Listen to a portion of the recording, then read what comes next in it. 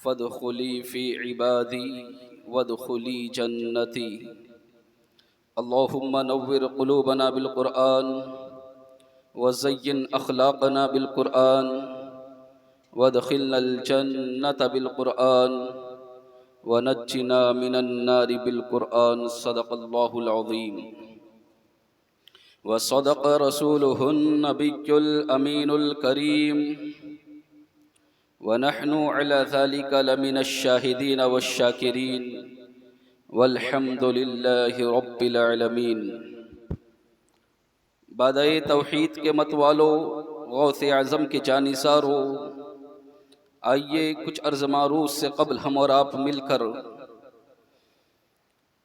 آقائے نامدار، مدینے کے تاجدار، امت کے غمخوار، شاہوں کے تاج، آقاؤں کے آقا، ہم غلاموں کے محسن، یتیموں کے سہارا، بے آسروں کے آسرا، بے خانماؤں کے ماوا، غریبوں کے محب، مسکینوں کے ساتھی، مساوات کے حامی، صدق کا منبع، صبر کا معدن، خاکساری کا نمونہ، اولین انسان، محبوب ذیشان، مومن کا ایمان، صبح کائنات کے شمس الضحیٰ، شام کائنات کے بدر الدجا، محمد عربی روح فدا صلی اللہ تعالیٰ علیہ وسلم کی بارگاہ میں جس طرح سے میں پڑھاتا ہوں میرے ساتھ مل کر پڑھیے۔ الصلاۃ والسلام علیک یا رسول اللہ، الصلاۃ والسلام علیک یا حبیب اللہ، الصلاۃ والسلام علیک یا نبی اللہ صلی اللہ تعالی علیہ وسلم۔ برادران ملت اسلامیہ، خطبہ مسنونہ کے بعد میں نے جن آیتوں کی تلاوت کرنے کا شرف حاصل کیا، اللہ تبارک و تعالی مجھے حق کہنے، آپ کو حق سننے، ہم سب کو اس پر عمل کرنے کی توفیق عطا فرمائے۔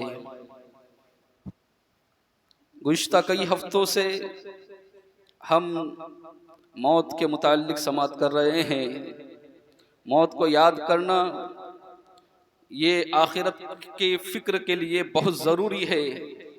انسان جتنی کثرت کے ساتھ موت کو یاد کرے گا، جتنا زیادہ موت کو یاد کرے گا، یاد رکھنا اپنی آخرت کے بارے میں اتنا سوچتا ہوا نظر آئے گا اور اتنی تیاری کرتا ہوا نظر آئے گا۔ موت ایسی تلخ حقیقت ہے کہ جس سے کوئی نہیں بچ سکا۔ کوئی آج تک اس دنیا میں آنے کے بعد ایسا نہیں ہے کہ جس کو موت نہیں ہے۔ قرآن فرماتا ہے کل نفس ذائقۃ الموت، ہر جاندار کو موت کا مزہ چکھنا ہے۔ دوسرے مقام پر فرمایا کل من علیہا فان ویبقی وجہ ربک ذو الجلال والاکرام، ہر چیز کو فنا ہونا ہے سوائے رب ذوالجلال کے۔ اللہ کی ذات ایسی ہے جو باقی رہنے والی ہے، اس کے علاوہ ساری دنیا جو ہے یہ فانی ہے، ختم ہونے والی ہے۔ برادران ملت اسلامیہ، ہم ہر روز جنازے اٹھاتے ہیں، ہر روز ہم قبرستان جاتے ہیں، ہر روز قبرستان جا کر ہم دیکھتے ہیں، قبرستان کے قریب سے گزر ہوتا ہے، ہم دیکھتے ہیں کہ ہزاروں کی تعداد میں وہاں مرے ہوئے لوگ پڑے ہیں۔ وہ ایسے لوگ جب دنیا میں تھے ان کی حکمرانی تھی، دنیا میں تھے ان کے آگے کسی کی بس نہیں چلتی تھی، ان کو کوئی پلٹ کر بولنا ان کی گستاخی، وہ خود اپنی گستاخی سمجھا کرتا تھا، کوئی ان سے زبان درازی تک نہیں کیا کرتا تھا۔ حال یہ تھا کہ اگر کوئی ان کے خلاف کچھ بول دے تو پھر اس کے ساتھ بہت برا ہو جاتا تھا، لیکن آج وہ بے بس پڑے ہیں۔ آج حال یہ ہے کہ ہم نے، کسی شاعر نے کہا تھا، ہم نے جاں دے دے کے اے شہر خاموشا تجھے آباد کیا، لیکن تیرے شہر کی ویرانی نہیں جاتی۔ جا کر دیکھو تو صحیح قبرستان کے اندر آج بھی وہی ویرانہ پن نظر آتا ہے، آج بھی وہی سناٹا ہے، آج بھی وہی خاموشی ہے۔ اتنے لوگوں کو دفنانے کے بعد بھی وہاں پر سوائے سناٹا اور خاموشی کی کچھ نہیں ہے۔ مسلمانوں، کیا اس سے بھی ہم نے عبرت حاصل نہ کیا؟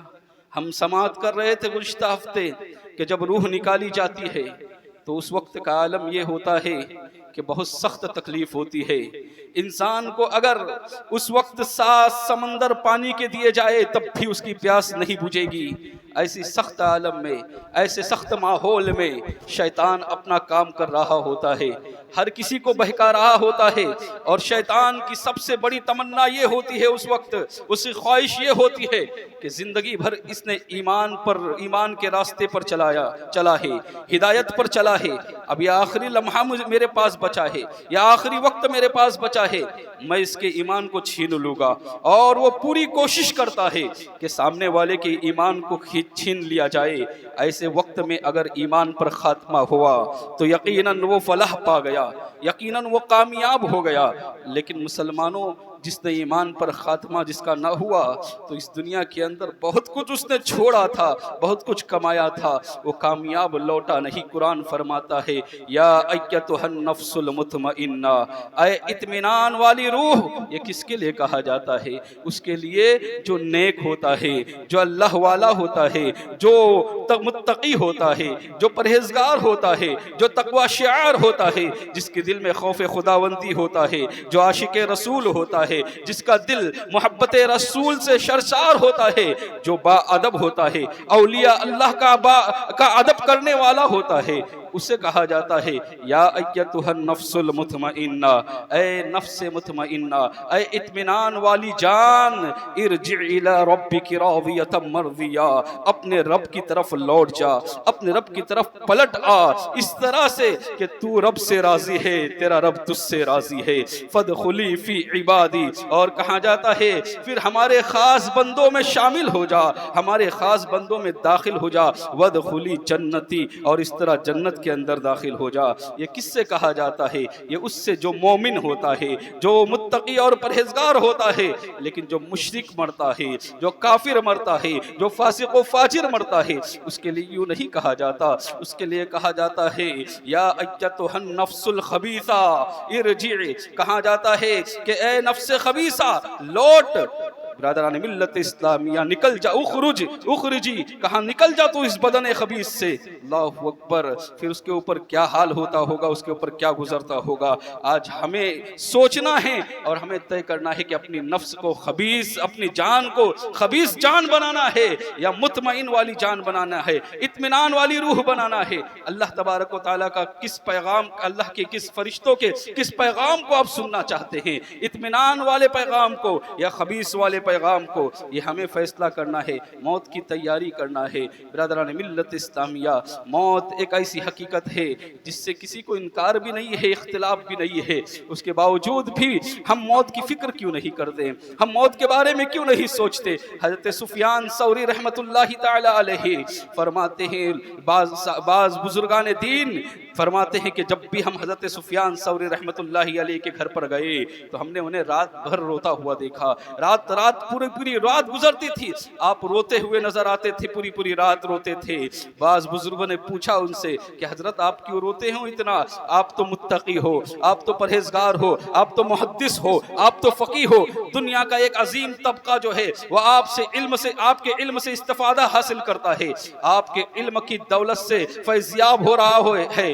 آپ کو تو اللہ نے اتنی نعمتیں عطا کی ہے، آپ بہت بڑے محدث بھی ہے، آپ بہت بڑے فقیہ بھی ہے، میں اتنا کیوں روتے ہو؟ پھر رات کی تاریکی میں اتنا کیوں روتے ہو؟ جانتے ہو حضرت سفیان ثوری نے کہا کہ میں اس دنیا سے چلا جاؤں گا. اس دنیا سے اگر میرا جانا ایمان کی حالت میں ہوا، میں مومن مرا، ایمان لے کر چلا گیا تو میں کامیاب ہو جاؤں گا. اور اگر میں ایمان کے ساتھ نہ گیا تو میں صرف اس خوف سے روتا ہوں کہ کہیں موت کے وقت میرا ایمان مجھ سے چھین نہ لیا جائے. برادران ملت اسلامیہ، اپنے وقت کے اتنے بڑے محدث، انہیں یہ فکر ہے کہ جاگنے کا وقت جو ہے وہ کتنا سخت ہوتا ہے، اس وقت جو ہے میں ایمان کے ساتھ چلا جاؤں. لیکن آج ہم ہیں نہ ہمارے اعمال نامے کے اندر نمازیں ہیں، نہ روزے ہیں، نہ حج ہے، نہ زکوٰۃ ہے، نہ تلاوت قرآن ہے، ثواب ہے، کچھ بھی تو نہیں ہے ہمارے پاس. اس کے باوجود بھی ہم بے فکر بیٹھے ہوئے ہیں، اس کے باوجود بھی ہم کو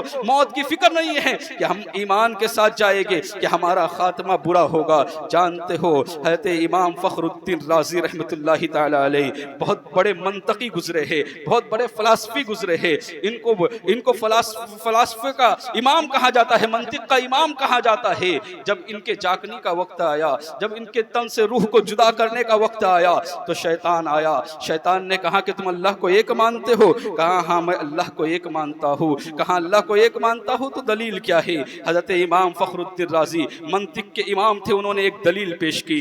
پھر شیطان تو بھی تو کوئی عام انسان نہیں، معلم الملائکہ رہ چکا ہے، فرشتوں کا استاذ رہ چکا ہے، اس کے پاس بھی تو علم ہے نا، اس نے اس دلیل کو کٹ کر دیا، اس دلیل کو رد کر دیا۔ امام فخر الدین رازی نے دوسری دلیل دی، شیطان نے اسے بھی رد کر دیا، تیسری دلیل دی، شیطان نے اسے بھی رد کیا۔ اس طرح سے 360 دلیل امام فخر الدین رازی نے اس بارے میں دی کہ اللہ ایک ہے، اللہ کو ایک ماننا ہے، اسے واحد برحق ماننا ہے۔ یہ 360 دلیلیں یہ دیتے گئے اور شیطان جو ہے ان کی دلیلوں کو رد کرتا چلا گیا۔ معلم الملائکہ جو ٹھہرا تھا اس کے پاس علم کی کمی نہیں تھی، اس کے پاس عمل کی کمی نہیں تھی، کمی تھی تو تعظیم کی کمی تھی، عزت کی کمی تھی، لہذا اس نے تعظیم نہ کرنے کی وجہ سے اسے راندہ بارگاہ کیا گیا تھا۔ اس کے پاس علم کی کوئی کمی نہیں تھی، جانتے ہو پھر جب 360 دلیلیں تھی اور پھر اب کوئی دلیل بچی نہیں امام فخر الدین رازی کے پاس۔ دور سے ان کے پیر و مرشد حضرت نجم الدین کبریٰ رضی اللہ تعالی عنہ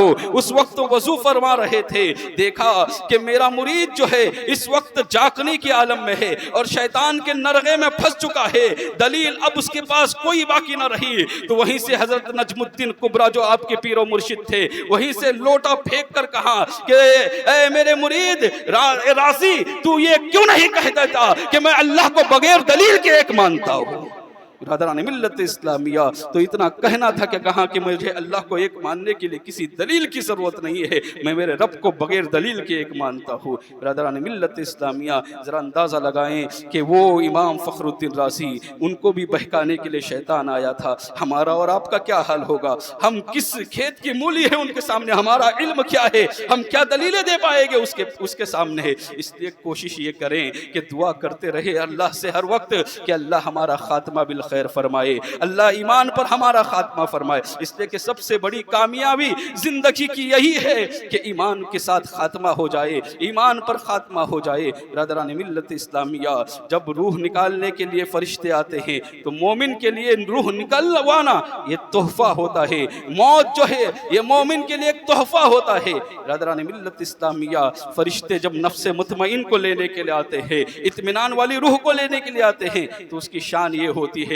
کہ آگے پیچھے دائیں بائیں سب طرف فرشتے ہوتے ہیں، خوبصورت شکل میں تشریف لاتے ہیں، اور پھر ملک الموت آتے ہیں اور پھر اس کی روح کو نکال کر پھر آسمانی دنیا کی طرف لے جاتے ہیں۔ جب آسمانی دنیا کی طرف لے جا رہے ہوتے ہیں تو ہر فرشتہ پوچھتا ہے کیا یہ کون ہے؟ تو پھر سب اس کو جواب دیا جاتا ہے کہ یہ نفس مطمئنہ ہے۔ پھر رب کی بارگاہ میں اسے پیش کیا جاتا ہے، اللہ تبارک و تعالی پھر کی بارگاہ میں پیش کرنے کے بعد اللہ حکم دیتا ہے کہ اسے جاؤ اور اسے زمین پر اس کے قبر کے پاس رکھو۔ الگ الگ ٹھکانے ہوتے ہیں روح کے رکھنے کے، پھر اللہ جسے جہاں پر حکم دیتا ہے وہاں پر رکھا جاتا ہے۔ برادران ملت اسلامیہ فاسق کی روح بھی نکلتی ہے، اس کو بڑی تکلیف ہوتی ہے، بڑی اذیت ہوتی ہے، اور جب اس کی روح رب کی بارگاہ میں لے جائی جاتی ہے تو وہ رکاوٹیں بنتی ہے اور رب کی بارگاہ میں وہ نہیں جا پاتی ہے، پھر اسے سجین کے اندر رکھ دیا جاتا ہے۔ برادران ملت اسلامیہ اور پھر جب اسے قبر میں ہم سمجھتے ہیں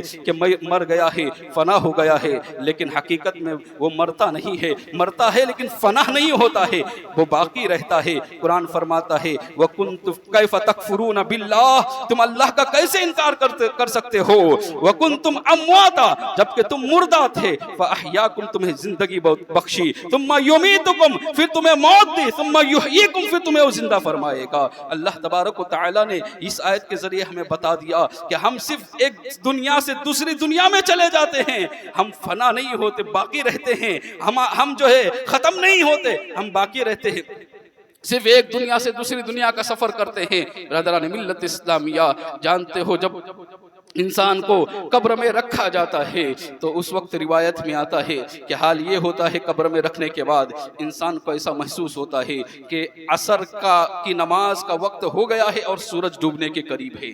کسی بھی وقت انسان کو دفناؤ، ایسا نہیں کہ دن میں دفنائیں گے، جب یہ رات کی تاریکی میں بھی دفناؤ گے تو اس کے اوپر جو وقت دیا جاتا ہے، اس کے اوپر جو وقت گزرتا ہے وہ سورج کے ڈوبنے کا وقت ہے۔ مفسرین علماء فرماتے ہیں اس کی ایک وجہ یہ ہے کہ جب قبر کی تاریکی میں رکھ دیا جاتا ہے اور قبر پوری تاریک ہوتی ہے، ایسے عالم میں فرشتے تشریف لاتے جو نور والے ہوتے ہیں، تو ان کے آنے سے روشنی ہوتی ہے۔ یہ اسی طرح کی روشنی ہوتی ہے کہ جب سورج ڈوب رہا ہوتا ہے تو رات کی تاریکی آ رہی ہوتی ہے، اور یہ روشنی کی وجہ سے نہ زیادہ دن کا اجالا نظر آتا ہے نہ رات کی تاریکی نظر آتی ہے۔ تو فرماتے ہیں میرے آقا علیہ السلام کہ جب میت کو قبر میں رکھا جاتا ہے تو پھر اس کے بعد اس کے اوپر جو وقت ہوتا ہے وہ عصر کے بعد کا وقت ہوتا ہے، اور مغرب سے پہلے کا، سورج ڈوبنے سے پہلے کا وقت ہوتا ہے۔ جیسے ہی فرشتے تشریف لاتے ہیں نا تو فرمایا فیجلسہ، وہ بیٹھ جاتا ہے، اٹھ کر وہ بیٹھتا ہے، اور پھر بیٹھنے کے بعد کیا کرتا ہے؟ میرے آقا علیہ السلام نے ارشاد فرمایا وہ اپنے آنکھیں ملتا ہے۔ وہ سوچتا ہے کہ کیا ہو گیا، آنکھیں ملتا ہے، ابھی وہ سویا تھا، ایسا لگتا ہے نیند سے بیدار ہو گیا ہے، آنکھیں ملتا ہے، اور پھر فرشتے اس سے پوچھتے ہیں من ربک، یہ کس کے بارے میں کہا گیا؟ ان نیک لوگوں کے بارے میں کہا گیا ہے۔ میرے آقا علیہ السلام نے فرمایا، فرشتے جیسے ہی اس سے پوچھتے ہیں نا من ربک، تیرا رب کون ہے؟ تو وہ دیکھتا ہے کہ میں شاید سو گیا تھا ظہر کی نماز پڑھ کر، اس کے ذہن میں خیال چل رہا ہوتا ہے ظہر کی نماز کے بعد میں سو گیا تھا، میری عصر کی نماز باقی ہے اور سورج ڈوبنے والا ہے۔ فرشتے کو ہٹاتا ہے اور کہتا ہے کہ تم دور ہو جاؤ، پہلے مجھے عصر کی نماز پڑھ لینے دو۔ برادران ملت اسلامیہ، جب یہ اتنا کہتے ہیں، میرے آقا علیہ السلام نے فرمایا بس فرشتے واپس چلے جاتے ہیں۔ یہ اب یہاں پر حدیث مکمل ہو گئی، شارحین حدیث نے آگے فرمایا کہ آگے کیا معاملہ ہوتا ہے، آگے پھر واپس اس کی نماز ہونے کے بعد فرشتے تشریف لاتے ہیں یا نہیں لاتے ہیں؟ تو شارحین کہتے ہیں کہ ہرگز تشریف نہیں لاتے، اس لیے کیونکہ اس نے ایک ہی جواب کے اندر تینوں جواب دے دیا ہے، ایک ہی سوال کے جواب میں اس نے کہا کہ مجھے نماز پڑھنا ہے، اس نے تینوں سوال کے جواب وہیں اسی وقت دے دیا ہے۔ لیکن یہ کس کے ساتھ ہوگا؟ یہ کون کرے گا؟ وہ کرے گا جو عصر کی نماز کی پابندی کرتا ہوگا، جو عصر پر پڑھتا ہوگا، جس کو عصر کی فکر ہوگی وہ کرے گا۔ لیکن جو عصر کی نماز ہی نہیں پڑھتا ہوگا، جمعہ میں تو آیا ہے نہا دھو کر یہاں پر مسجد کے اندر، لیکن حال یہ ہے کہ عصر کی نماز میں پھر دوبارہ وہ مسجد میں نہیں آتا، باہر بیٹھ کر سو رہا ہوتا ہے یا گپ شپ کر رہا ہوتا ہے یا موبائل میں لگا ہوا ہوتا ہے۔ برادران ملت اسلامی، ہم پوچھنا چاہتا ہوں جسے عصر کی نماز کی فکر ہی نہیں ہے، جب وہ اٹھے گا تو کیا فرشتوں کو دور کرے گا؟ فرشتوں کو کیا کہے گا کہ مجھے نماز پڑھنا ہے؟ جسے نماز کی فکر ہی نہیں ہے، یہ وہی کہہ سکتا ہے جو نماز کا پابند ہوگا، جو نماز پڑھتا ہوگا۔ جو تاش کے پتے کھیل کر نماز کو ضائع کرنے والا تو یہ نہیں کہہ سکتا نا، لہذا کرکٹ کے شوق میں پورا دن اپنا وقت گزارنے والا، وہاں پر دھوپ کی تپتی ہوئی دھوپ میں کھڑے ہو کر پھر وہاں پر کھڑے ہو کر میچ دیکھنے والا، نمازوں کو ضائع کرنے والا، وہ تو نہیں کہے گا نا کہ ہٹ جاؤ مجھے نماز پڑھنی ہے، اس کو تو اتنی فکر نہیں ہوگی نا۔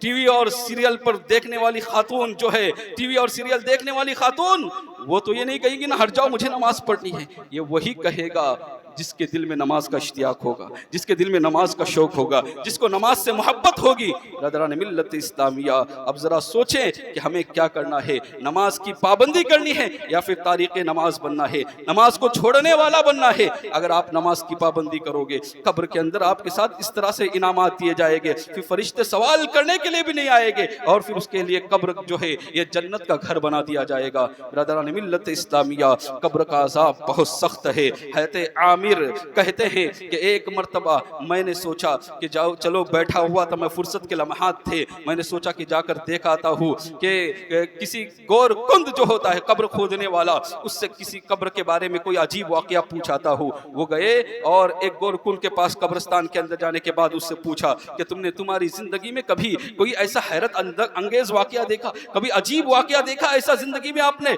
کہا ایسے واقعات تو بہت دیکھے ہیں، لیکن ایک واقعہ آپ کو سناتا ہوں۔ کہا ایک دن میں صبح سے قبر کھودنے لگ گیا، کیونکہ شہر بڑا ہوتا تھا اور قبرستانیں کم ہوتے تھے اس وقت، تو قبرستان کے اندر پہلے ہی سے قبریں بنائی جاتی تھی، کس کی میت کب آ جائے پتہ نہیں، تو گورکن ہوا کرتے تھے اس زمانے میں۔ تو کہا میں نے ایک قبر کھودی، قبر کھودنے کے بعد پھر میں نے تھوڑا سستایا، دوسری قبر کھودی، تیسری قبر جیسی ہی میں نے کھودی رہا، ابھی تھوڑی سی ہی کھود رہا تھا، کیا محسوس کرتا ہوں کہ زمین کے اندر سے گرماہٹ محسوس ہو رہی ہے، زمین گرم ہو رہی ہے، زمین تپ رہی ہے۔ میں باہر آیا، تھوڑا سستایا، پھر کھودا، اس طرح سے جیسے تیسے کر کے میں نے وہ قبر کھودی۔ بڑی تکلیف ہوئی قبر کھودنے کے وقت، زمین کے اندر سے بھاپ نکل رہی تھی، گرماہٹ نکل رہی تھی۔ اب میں نے جب تینوں قبریں کھودا تو میں انتظار میں تھا کہ اب کون سا جنازہ آتا ہے، کس کی میت آتی ہے۔ کیا دیکھتا ہوں کہ ایک میت آئی ہے سامنے سے، ایک شخص جس کے میت پر زیادہ لوگ نہیں تھے، صرف چند لوگ تھے جس کے جنازے کے ساتھ میں آئے ہوئے تھے۔ اللہ اکبر۔ اور پھر انہوں نے تینوں قبریں دکھانے کے بعد پہلی قبر جو کھودی، اس سے پہلے واقعہ یہ ہوا کہ جیسے ہی میں نے قبر کھودا، میں جھاڑ کے نیچے سستانے کے لیے بیٹھا تھا، کیا دیکھتا ہوں کہ دو شخص آسمان سے نمودار ہوئے، اور نمودار ہونے کے بعد ایک سرائے کی جانب، ایک سر کی جانب اور ایک پایتی کی جانب کھڑا ہوا۔ ایک نے کہا لکھ، دوسرے نے کہا کیا لکھوں؟ پہلے نے کہا لکھ 12 گز چوڑی، 12 میل چوڑی، 12 میل لمبی اور 12 میل جو ہے اس طرف سے بھی چوڑی، یعنی چاروں طرف سے 12 میل کی چوڑا لکھو۔ پھر دوسری قبر کے طرف گئے، وہاں پر کہا، پوچھا لکھ، کہا کیا لکھوں؟ کہا لکھ تا حد نظر وسیع لکھ دے۔ تیسری قبر کی طرف گئے تو کہا، ہاتھوں کا اشارہ کیا، ایک نے کہا کہ یہ جو انگوٹھا ہے اور شہادت کی انگلی، یہ دونوں کے اشارہ کر کے دکھایا کہ لکھ اتنی چوڑی۔ اللہ اکبر۔ پھر کہتے ہیں کہ میں اب انتظار میں تھا کہ کون سی قبر کس کے لیے بنتی ہے۔ میں کیا دیکھتا ہوں، ایک شخص آیا، ایک جنازہ آیا جس کو زیادہ لوگوں نے کندھا نہیں دیا تھا، مخصوص لوگ تھے، گنتی کے کچھ لوگ تھے جو آئے ہوئے تھے، اور انہوں نے تینوں قبر میں سے پہلی قبر کو پسند کیا، جسے 12 میل چوڑی اور 12 میل لمبی کہا گیا تھا۔ پوچھا گیا، پھر میں نے پوچھا کہ یہ کون ہے؟ تو کہا یہ گاؤں کا ایک غریب آدمی ہے جو متقی تھا، پرہیزگار تھا، نمازی تھا، لیکن دولت نہیں تھی اس کے پاس، سرمایہ نہیں تھا، اس نے اس کے جنازے میں دیکھو لوگ بھی کمائے ہوئے۔ کہا ٹھیک ہے، اگر وہ اتنا ہی غریب تھا تو پھر میں بھی اس سے قبر کھودنے کے پیسے نہیں لیتا۔ وہ قبر کھودنے کے پیسے میں نے اس کے واپس کیا، اور پھر وہ پہلی قبر میں اس کو دفنایا گیا۔ پھر کہا کہ دوسری قبر کے لیے پھر میں بھی انتظار میں تھا، کیا دیکھا 8-10 لوگوں کی ایک جماعت آئی ہے اور اسے ایک جنازے کو لے کر آئی ہوئی ہے۔ میں نے ان سے پوچھا کہ یہ کون؟ انہوں نے قبر کو پسند کیا جو دوسری نمبر تا حد نظر کشادہ تھی جو قبر، اس کو پسند کیا۔ تو پھر میں نے سوچا، پوچھا ان لوگوں سے کہ یہ کون لوگ ہیں، یہ کون ہے جس کا جنازہ تم نے لایا ہے؟ تو انہوں نے کہا کہ پتہ نہیں یہ کون ہے، پڑوسی یہ شخص جو تھا یہ مسافر تھا، یہ آیا ہوا تھا، ہم اسے نہیں جانتے۔ وہ حد میں سوچ میں پڑ گیا، کیا معاملہ ہے کہ اس کی قبر جو ہے تا حد نظر کشادہ، یقیناً یہ اللہ والا ہوگا کوئی جس کی قبر کے بارے میں کہا گیا کہ یہ تا حد نظر کشادہ کر دو۔ کہاں وہ پھر انہوں نے دوسری قبر پسند کی، میں نے اس کے بھی پیسے نہیں لیا۔ ابھی میں درخت کے نیچے جا کے ابھی لیٹا ہی تھا، کیا دیکھتا ہوں کہ ہزاروں کی تعداد میں لوگ جنازے کے ساتھ تشریف لا رہے ہیں، ہزاروں کی تعداد میں آہو بکاؤ کرتے ہوئے تشریف لا رہے لوگ، اور ایک جنازہ ہے۔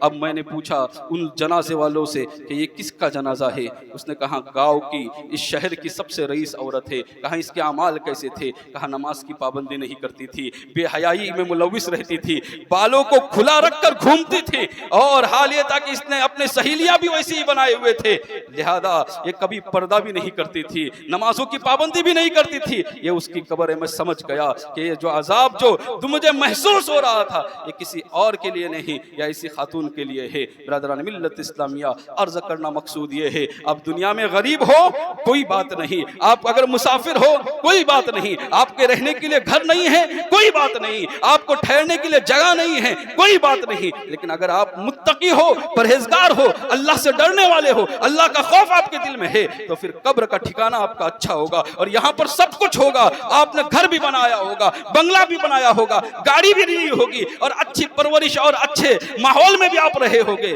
لیکن آپ کے پاس اعمال نہیں ہے تو پھر قبر کا گھر جو ہے یہ آپ کے لیے جہنم کا گھر بنا دیا جائے گا۔ برادران ملت اسلامیہ، آپ سے گزارش ہے میری کہ موت کو یاد کرو، نماز کو نہ چھوڑو، تاریک نماز نہ بنو، اور اللہ سے کا خوف، اللہ کا ڈر اپنے دل میں پیدا کرو۔ ہر حال میں نماز پڑھنا ہے مسلمانوں، یاد رکھنا، ہر حال میں نماز کے لیے آنا ہے۔ مؤذن پکارے حی علی الصلاۃ، سب سب کچھ چھوڑ دو. آپ کو پتا ہونا چاہیے کہ مؤذن نے کہا ہے کامیابی کی طرف آؤ, تو کامیابی آپ کو کہیں اور مل ہی نہیں سکتی. کامیابی ملے گی تو رب کے آگے جھکنے سے ملے گی, کامیابی ملے گی تو اللہ کے آگے سر بسجود ہونے سے ملے گی. برادران ملت اسلامیہ, آپ جہاں کہیں بھی رہتے ہو, نماز کا وقت آئے نماز کی پابندی کرو. رمضان المبارک بھی قریب آ رہا ہے, ابھی سے تیاری شروع کر دو. ایسا محسوس ہونا چاہیے کہ ہم رمضان کا احترام رمضان کے 2 مہینے پہلے, 1 مہینہ پہلے ہی سے کر رہے ہیں. اگر ہم نے ایسا کیا تو یقیناً اللہ رب العزت کی ذات سے امید ہے کہ ہمارا خاتمہ بالخیر ہوگا. اللہ سے دعا ہے کہ ہم سب کا خاتمہ بالخیر فرمائے. وما علینا الا البلاغ. السلام علیکم ورحمۃ اللہ وبرکاتہ.